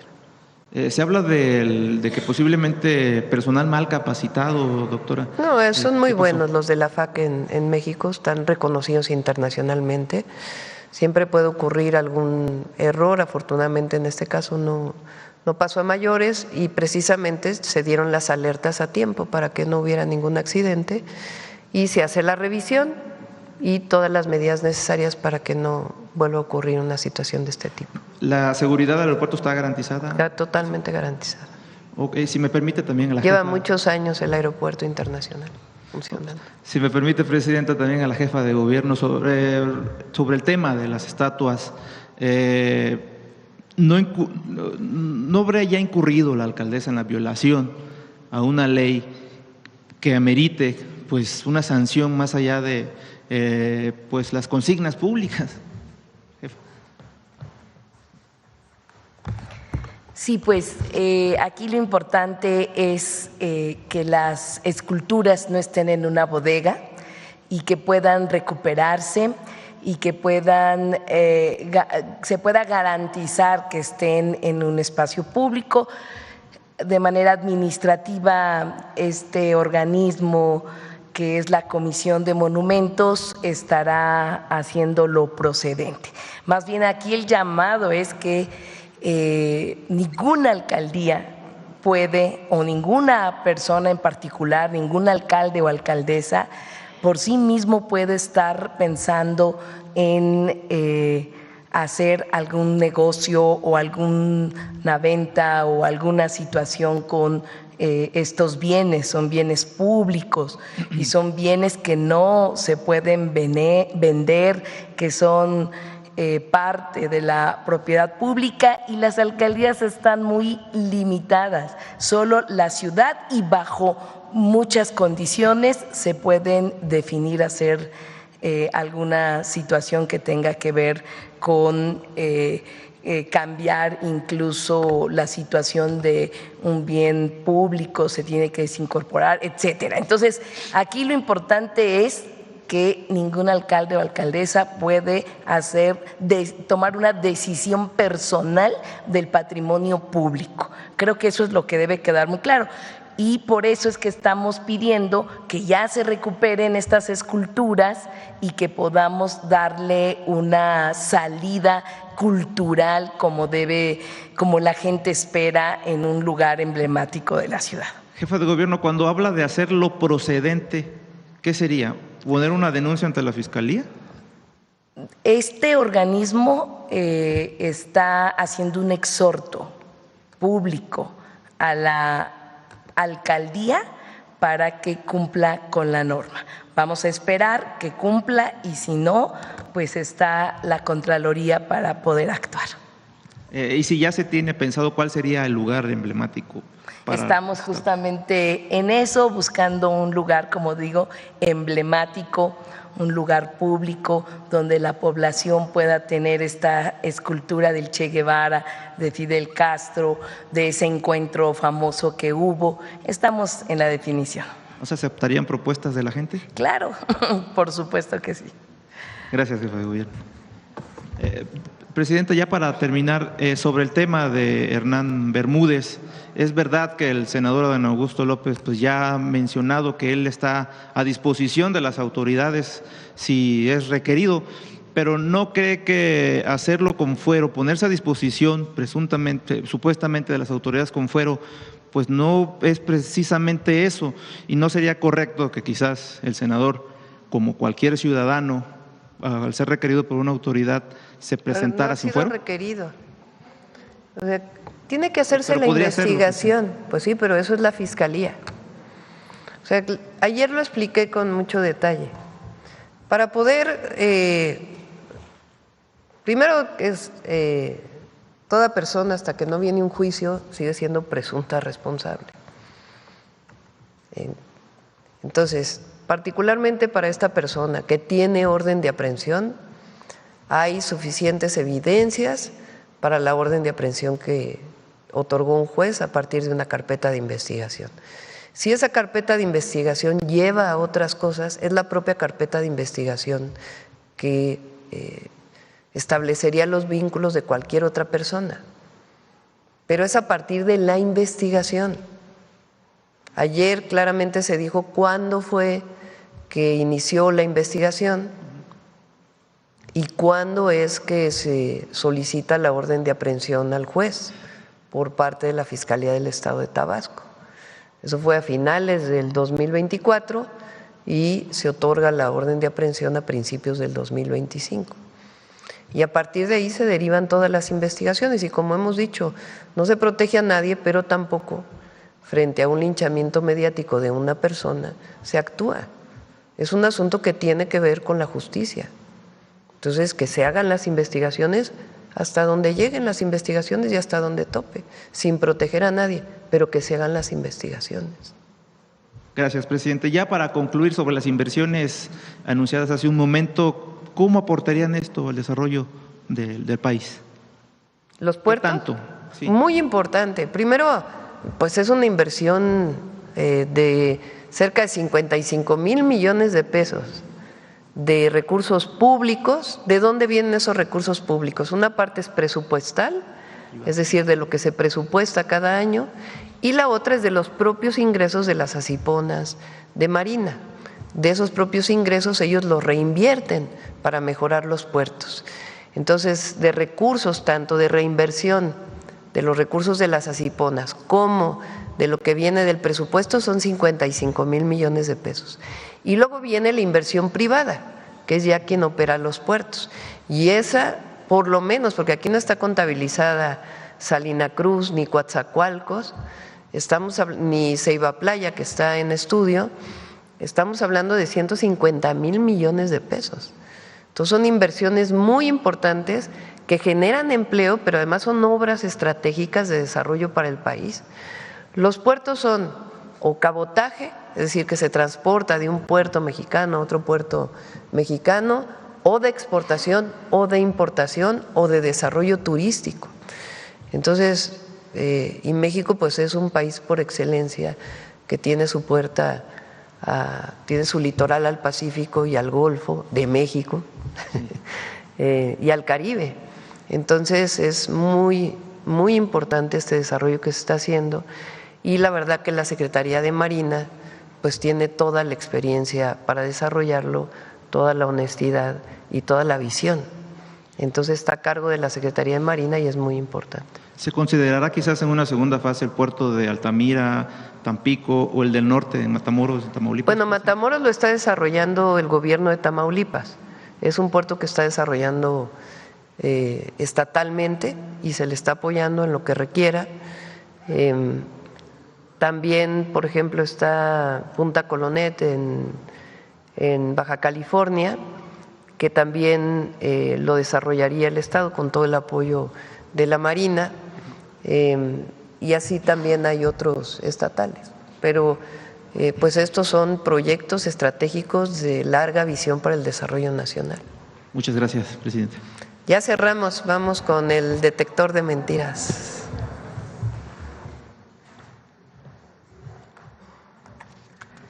Con su permiso, presidenta, buenos días a todas y todos. La mentira, aunque se repita innumerables veces de manera coordinada por los mismos comentaristas y políticos, no se convierte en verdad.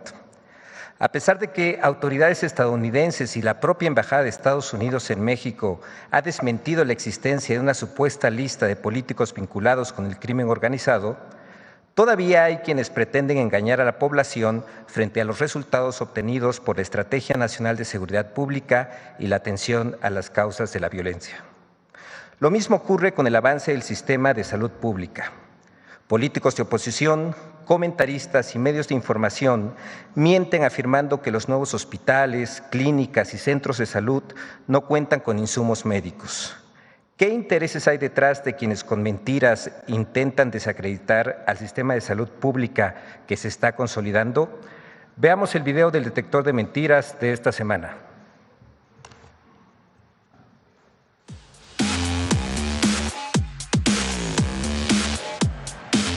Supuestas afectaciones a la renta de inmuebles en la Ciudad de México, la reiterada falsa lista de Estados Unidos sobre políticos mexicanos vinculados con el crimen organizado y supuestas multas y cárcel por criticar al gobierno de México son algunas de las noticias falsas que el detector de mentiras localizó esta semana. 1. Estados Unidos tiene una lista de 15 políticos mexicanos con cuentas bancarias en Panamá. Estoy viendo una lista que me llegó del Comando Norte del Ejército Norteamericano y de la Marina de los Estados Unidos. Están haciendo investigaciones en el terreno financiero para ver, así, spot them, para ver cómo se empieza a identificar a políticos mexicanos ligados con ingresos extraordinarios e inexplicables. ¡Mentira! El gobierno de Estados Unidos no ha emitido ninguna lista relacionada con políticos mexicanos presuntamente relacionados con el crimen organizado o con cuentas bancarias en el extranjero. En diversas ocasiones, la Embajada de los Estados Unidos en México ha desmentido la existencia de supuestas listas que relacionan a políticos mexicanos con el crimen organizado o actividades ilícitas. 2. El monumento Encuentro, con las estatuas de Fidel Castro y Ernesto Guevara, no contaban con autorización de instalación. Nunca hubo un procedimiento completo para colocarlas. No existe la cédula obligatoria que se necesita ante el Comité de Monumentos y Obras Artísticas en Espacios Públicos. ¡Mentira! El 16 de julio la alcaldía Cuauhtémoc retiró la escultura Encuentro, que se ubica en el jardín de la colonia Tabacalera, argumentando falsamente que la obra no contaba con la autorización legal para su instalación. Desde noviembre de 2020, el Comité de Monumentos y Obras Artísticas en Espacios Públicos, el COMAEP, autorizó la reinstalación de las esculturas del Che Guevara y de Fidel Castro en el Jardín Tabacalera. El retiro de las estatuas fue realizado de manera ilegal, toda vez que la Secretaría de Planeación, Ordenamiento Territorial y Coordinación Metropolitana, que detenta la presidencia del Comité de Monumentos y Obras Artísticas en Espacios Públicos de la Ciudad de México, no recibió solicitud formal para el retiro del monumento Encuentro. Además, la Secretaría agregó que la remoción de la escultura se encuentra fuera de las normas establecidas. 3. Criticar u opinar contra el gobierno de México te puede costar una multa e ir a la cárcel. Si das a conocer tus puntos de vista o criticas al gobierno, ¿qué crees? Te puede caer toda la fuerza del Estado en tu contra. Pero además de eso, te pueden mandar también a la cárcel. ¡Mentira! El gobierno de México no censura ni persigue a la ciudadanía por emitir críticas. El artículo 6 de la Constitución Política establece que la manifestación de las ideas no será objeto de ninguna inquisición judicial o administrativa, sino en el caso de que ataque a la moral, la vida privada o los derechos de terceros, provoque algún delito o perturbe el orden público. El derecho de réplica será ejercido en los términos dispuestos por la ley. Pero además piden tu situación fiscal para decirte cuánto tienes que pagar por multas. Es falso que exista una persecución fiscal por criticar al gobierno, puesto que las auditorías fiscales se realizan basadas en criterios como la detección de inconsistencias en las declaraciones de impuestos y no por razones políticas. 4. El gobierno de la Ciudad de México decidirá por cuánto tiempo y por cuánto dinero puedes rentar tu casa. Desde el oficialismo le impondrán por cuánto tiempo y cantidad de dinero puede rentar la casa que usted pagó y es su patrimonio. ¿Cómo piensan hacerlo? Metiendo la mano del Estado en los bolsillos de quienes son dueños de una casa. Van a decidir cuánto puedes cobrar por tu propiedad. ¡Mentira!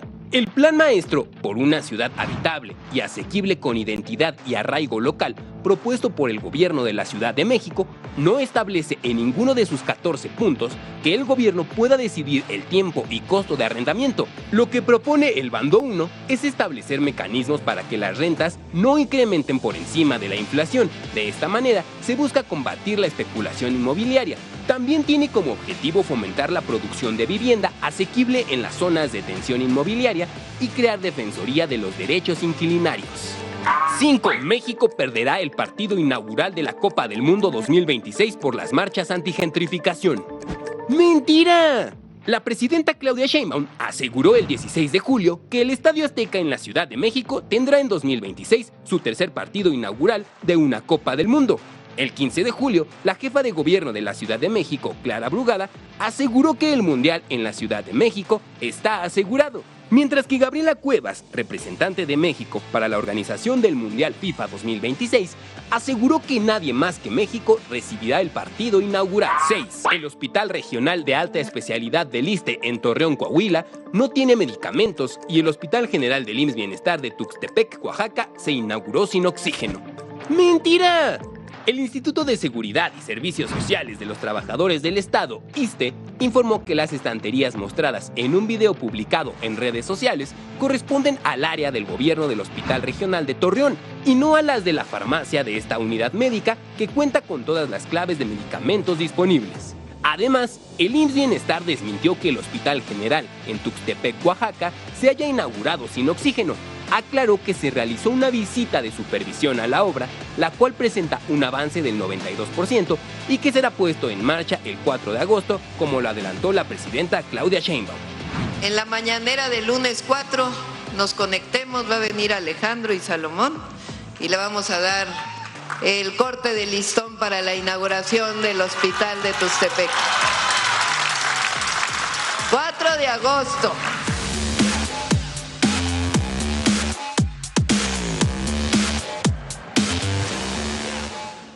Gracias, presidenta. Gracias.